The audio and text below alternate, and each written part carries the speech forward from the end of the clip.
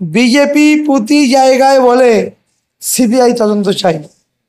আমি বলছি একটা সিবিআই তদন্ত করুন, এই দাঙ্গার মূলে কারা পরিষ্কার হয়ে যাবে।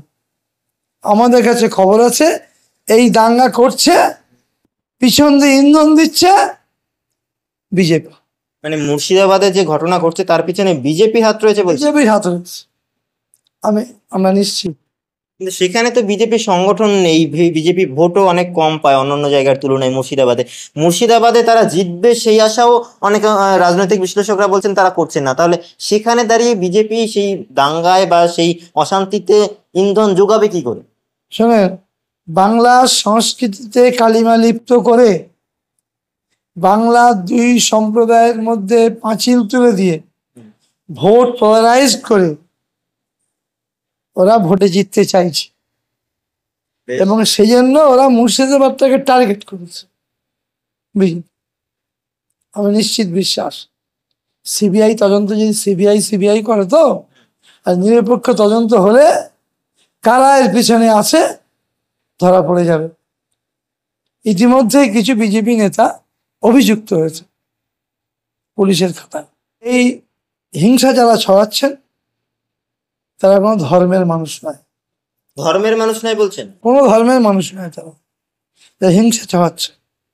কোনো ধর্মে হিংসার জায়গা নেই, প্রতিহিংসার জায়গা নেই, সেবাই ধর্ম। কিন্তু এই যে হিংসা হচ্ছে, বিজেপি নেতারা বারংবার বলছেন সেখানে হিন্দু সম্প্রদায়ের মানুষ আক্রান্ত হচ্ছে মুসলিম সম্প্রদায়ের মানুষদের। এই যে একদম আপনার পরিষ্কারভাবে দুটো সম্প্রদায় বা দুই ধর্মের মধ্যে বিভাজন তৈরি করে দেওয়া হচ্ছে মুর্শিদাবাদকে সামনে রেখে, এই বিষয়টা তাহলে কিভাবে বলবেন? আমি বলি শুনেন,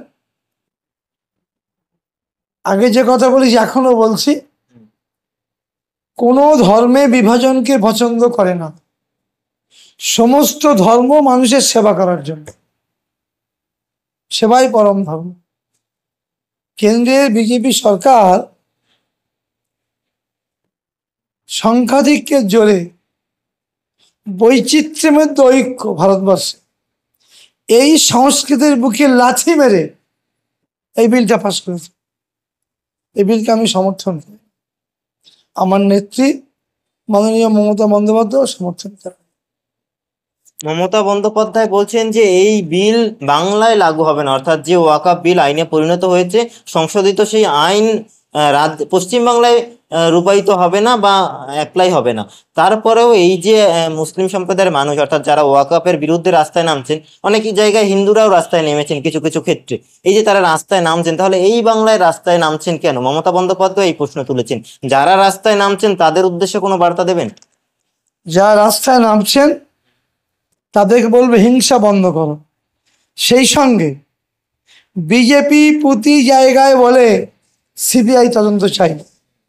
আমি বলছি একটা সিবিআই তদন্ত করুন, এই দাঙ্গার মূলে কারা পরিষ্কার হয়ে যাবে। আমাদের কাছে খবর আছে এই দাঙ্গা করছে, পিছন দিয়ে ইন্ধন দিচ্ছে বিজেপি। মানে কিন্তু সিবিআই এর বিরুদ্ধে তো আপনারা অভিযোগ করেন তারা কেন্দ্র বিজেপির দ্বারা নিয়ন্ত্রিত হয়, কেন্দ্রীয় বিজেপি সরকারের দ্বারা নিয়ন্ত্রিত হয়। তাহলে এক্ষেত্রে যদি সিবিআই তদন্ত হয় মুর্শিদাবাদকে কেন্দ্র করে, তাহলে সামনে আসবে তথ্য।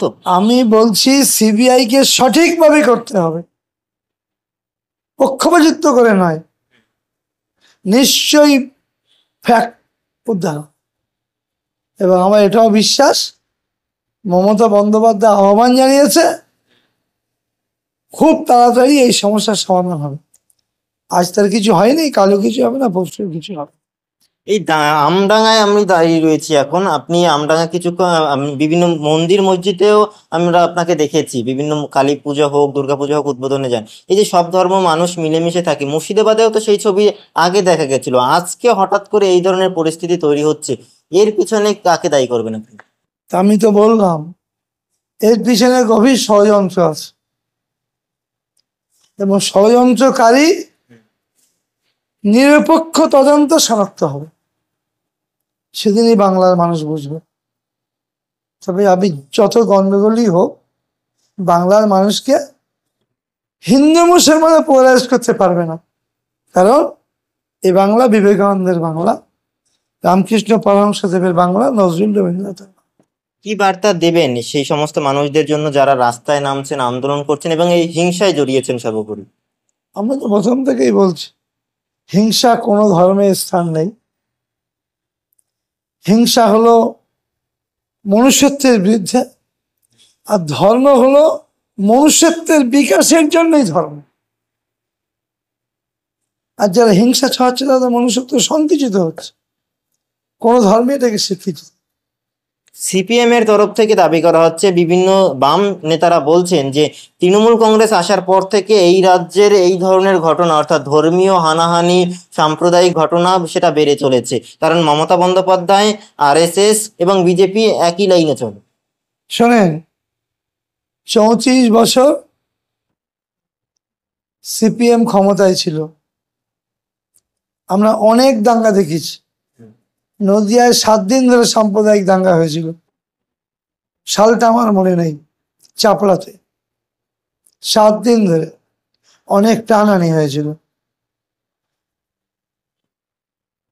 সিপিএম কিন্তু এই মুহূর্তে তাদের মূল উদ্দেশ্য, তৃণমূলকে হটাও, বিজেপি আসলে আমাদের আপত্তি নেই, এই তাদের মানসিকতা। যে সিপিএম কমিউনিস্ট থিওরিতে বিশ্বাস করে পক্ষান্তরে বিজেপিকে সমর্থন করে, তারা আর কেউ কমিউনিস্ট নেই। বাংলার মানুষের যিনি সিপিএম ছাড়ছে। না, আর একটা প্রশ্ন থাকবে যে এই আমডাঙ্গায় বিভিন্ন সময় অভিযোগ উঠেছে যে আমডাঙ্গায় দাঁড়িয়েও বিভিন্ন সময় ধর্মীয় ভেদাভেদ এই ধরনের একটা সমস্যা তৈরির একটা চেষ্টা হয়েছিল এর আগেও।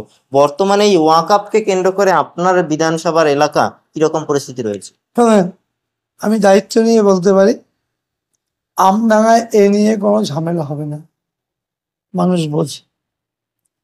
আইএসএফ চেষ্টা করছে, আইএসএফ মাটি পাচ্ছে না। ইমাম সংগঠনরা আন্দোলন করছে, কিন্তু তারা সাম্প্রদায়িক সম্প্রীতির পক্ষেই বলে আন্দোলনটা করছে। আইএসএফ তো আপনারা দেখলাম নওশাদ সিদ্দিকী রামলীলা ময়দানে সভা করলেন, সেই সভাকে কেন্দ্র করেও একটা ধুন্ধুমার পরিস্থিতি। তা আইএসএফ এই রাস্তায় নামছে। কি গিয়েছিল রামলীলা ময়দান? দিল্লিতে তো। না না, কলকাতার রামলীলা। কলকাতা রামলীলা ময়দান কোথায় আমার জানা নেই তো। মানে আইএসএফ শিয়ালদায় বসে একটা সভা করার কথা বলেছিল, ভাঙড় থেকে লোকজন আসবে, সেই মিছিল আটকে দিচ্ছে, পুলিশ লাঠিচার্জ করছে, তারা অভিযোগ তুলছে। এই যে রাস্তায় নামছেন, মুর্শিদাবাদ উত্তপ্ত, সেই মুহূর্তে অর্থাৎ রাস্তায় নামছেন, কিভাবে দেখছেন সেটা? শোনেন, নওশাদ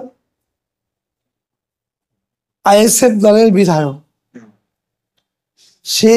সেও ঘোড়া জলে মাছ ধরে এই ক্ষয়িষ্ণু দলটাকে নতুন করে পুনর্গঠিত করতে চাইছে, কিন্তু পুনর্গঠিত হবে না। এবার ভাঙর তৃণমূল কংগ্রেস পারে, নওশাদ আবার ফুলফেলায় ফিরে যাবে।